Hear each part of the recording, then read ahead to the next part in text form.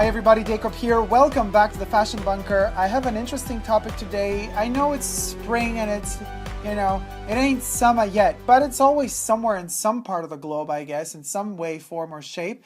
So the topic is summer, and the topic is the first summer love. And I have done a video on the first summer love experience, vibe, and emotion. However, I have received a very interesting comment and question on that video, and you can check that video in the description box down below is the link, by Aquaifi. Oh God, I'm sorry if I butcher your name, sweetie, but how you doing? Aquaifi, I guess.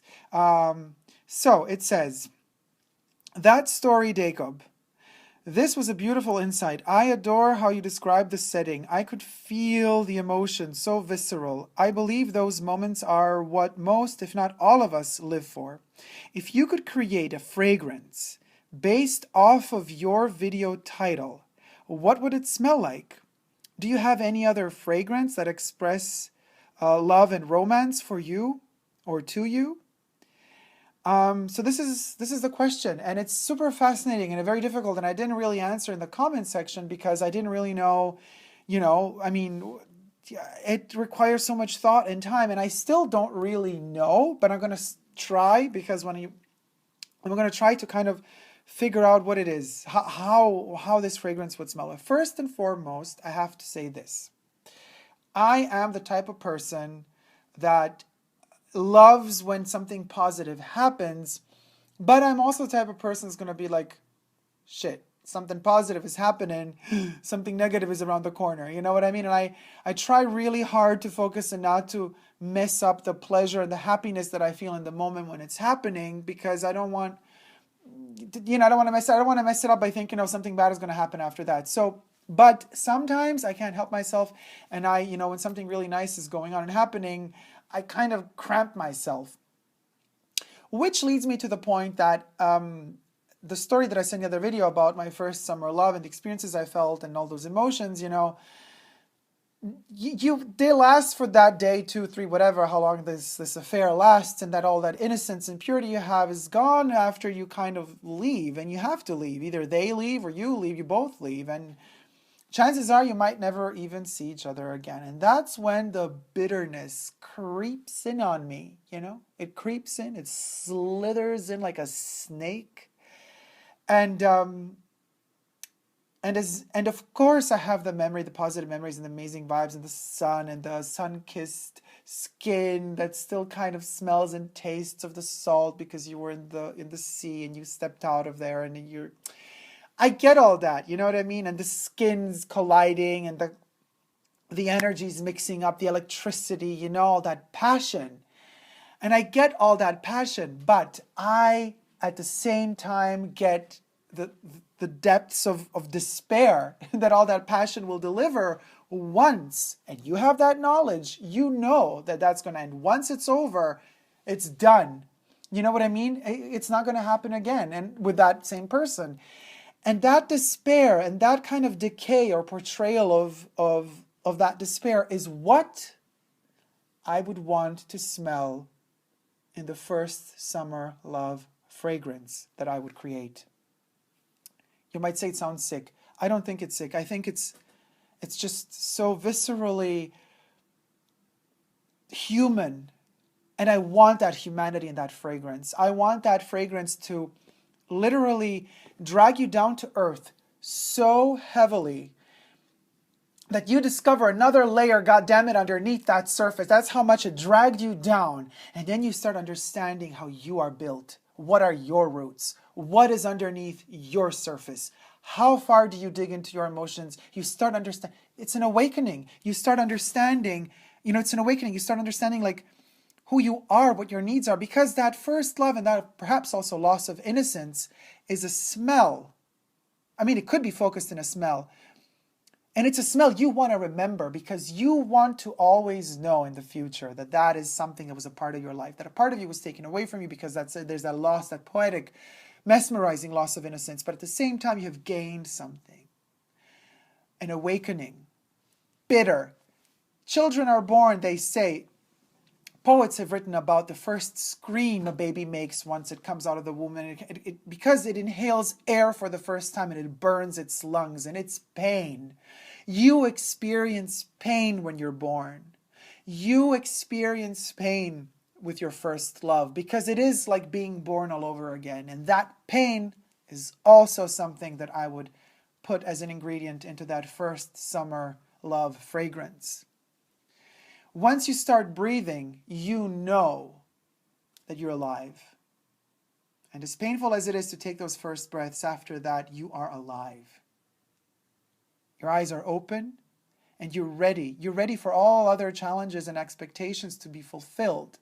And you want to meet them. You want to greet them. You want to challenge them. You want to win them. You want to lose some of them too, because you also sometimes want to fall on your face and on your head, to stand up again and rise like the phoenix from your own ashes. To me, surviving the first summer love is like burning yourself to a crisp. And then the reawakening comes when you're back home, wherever you live, when you're gone from the seaside or the ocean side.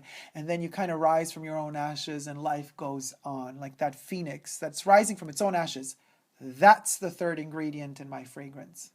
The first summer love fragrance. But these are all abstract kind of notions of ingredients, which is what I think a good perfumer does when they create a fragrance. They have to start with these ideas. And then they try to give body to those visuals. Of course, not everything is bitter sad. I mean, you know, the phoenix is rising from its own ashes. That's a positive aspect. The burning lungs and the pain is a positive aspect as well. This bitterness reawakening is, you know, it's negative and positive at the same time. It's life. Life is never all, woo, you're always on a high. You gotta go through lows as well.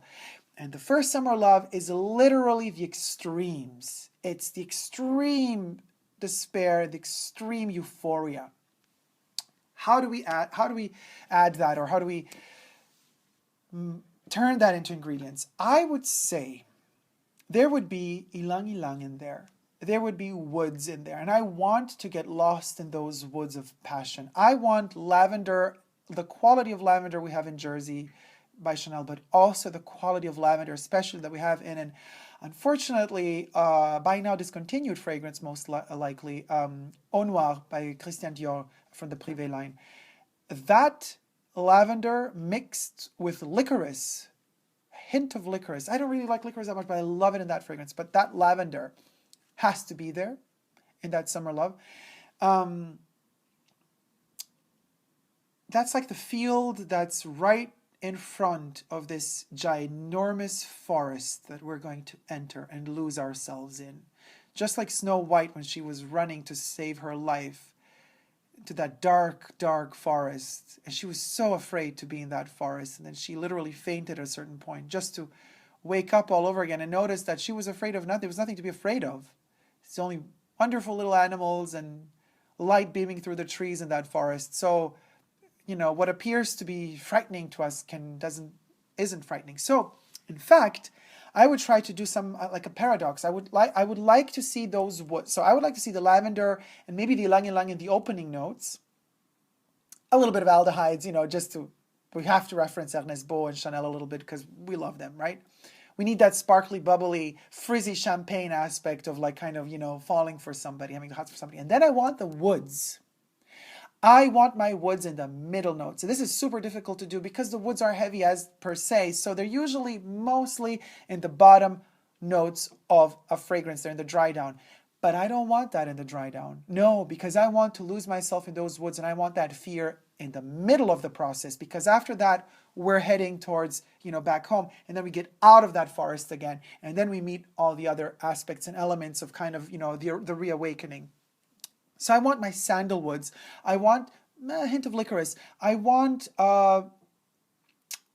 vetiver there as well.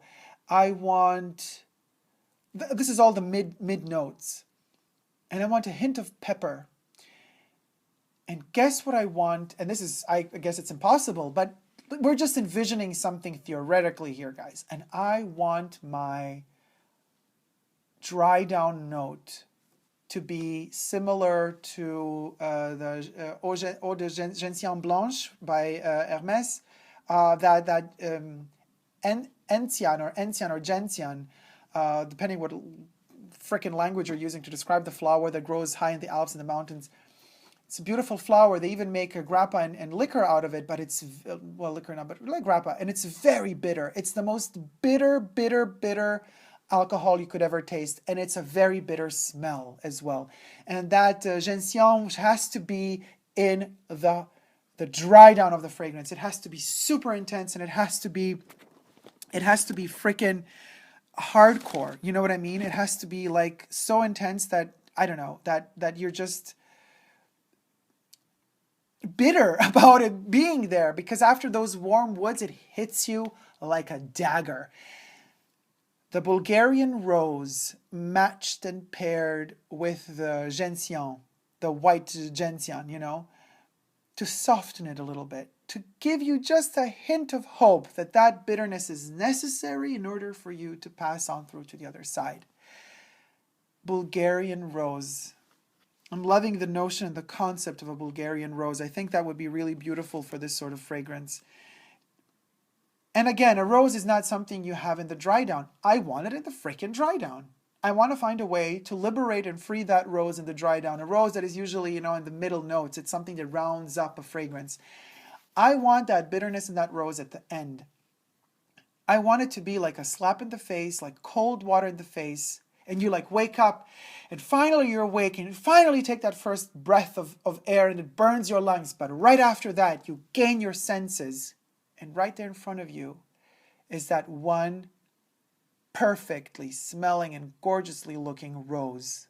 And it's been there all the time and you haven't been able to see it because you were asleep in that motherfucking matrix all the time until that awakening. And once you see that rose, once you went through all the woods, the forest, you've lost yourself many times, you refined yourself, you gain consciousness, and you realize the rose was always there. And you pluck it, you pick it up, and you smell of it completely, and you're ready all of a sudden. Awaken with the notion of having grown up, and you've survived your first fling, love, summer love, and you're ready to go into the world and meet that right person for you. There you have it, guys. That is my idea, my concept of my first summer love fragrance. The name of the fragrance I actually also have, but I'm not going to say it because who knows? Maybe one day I do get a chance to experiment with this and I do get a chance to create my own fragrance about the first summer love, and it would not be called the first summer love. It would have a different name. I have the name. I have it written on a piece of paper, but I'm going to keep it secret just in case this really happens. I want it to be a surprise. So here's hoping and wishing that a dream does come true one day. Thank you guys so much for watching. If you have liked this video, please do comment and let me know what your first summer love fragrance should or could or would smell like in the comment section down below. And if you haven't already but wish to, please do subscribe to my channel here on YouTube. I'm also on Instagram, Facebook, and Twitter. No matter how difficult it is to wake up from the first summer love, we'll survive, keep going, because we never, despite all the odds, give up on love. Love you guys. See you soon. Take care. Bye.